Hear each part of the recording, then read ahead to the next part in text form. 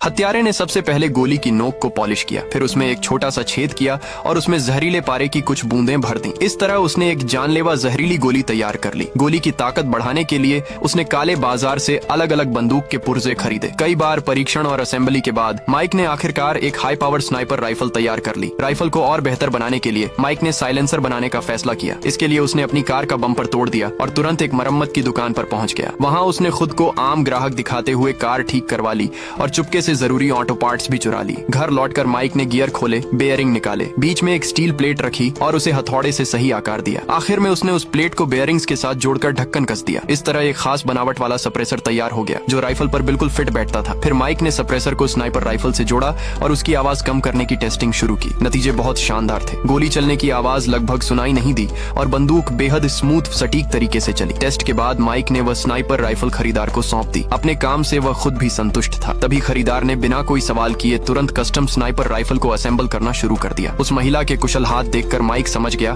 कि वह उससे भी तेजी से राइफल जोड़ रही थी, जबकि माइक खुद एक प्रोफेशनल हत्यारा था। फिर दोनों खुले मैदान की ओर बढ़े। मैदान में महिला ने एक एक करके दूर के निशाने लगाए, कारतूस डाला, निशाना साधा और गोली चलाई। हर गोली सीधे बीच में लगी। इसके बाद उन्होंने सप्रेसर की ताकत जांची। महिला ने माइक से कुछ कदम दूर खड़े होकर गोली चलाने को कहा। जब बंदूक चली तो आवाज इतनी कम थी कि यह समझना मुश्किल था कि गोली किस दिशा से आई। साफ था कि महिला हथियार से बेहद खुश थी। अगले दिन महिला उसी हथियार को हत्या स्थल पर लेकर गई। उसने जल्दी से स्कोप में अपना निशाना ढूंढ लिया। जिस व्यक्ति को वह मारना चाहती थी वह कोई और नहीं बल्कि राइफल का निर्माता खुद माइक था। महिला ने ध्यान से निशाना साधा और ट्रिगर दबा दिया। जैसे ही उसने ट्रिगर दबाया, पारे वाली गोली के कारण राइफल फट गई और वह महिला अपने ही हथियार से मारी गई। माइक उसकी तेजी से राइफल जोड़ने की कला देखकर समझ गया था कि वह उसकी पुरानी संस्था की सदस्य है जो सुरक्षा कारणों से रिटायर हुए हथियारों को खत्म कर देती थी। इसलिए माइक और उसकी पत्नी ने पीछा छुड़ाने के लिए जंगल की ओर भाग जाना ही बेहतर समझा। उन्हें छिपकर जिंदगी बितानी पड़ी, लेकिन उनका यह सुकून कुछ ही दिनों तक चला। जल्द ही माइक को पता चल गया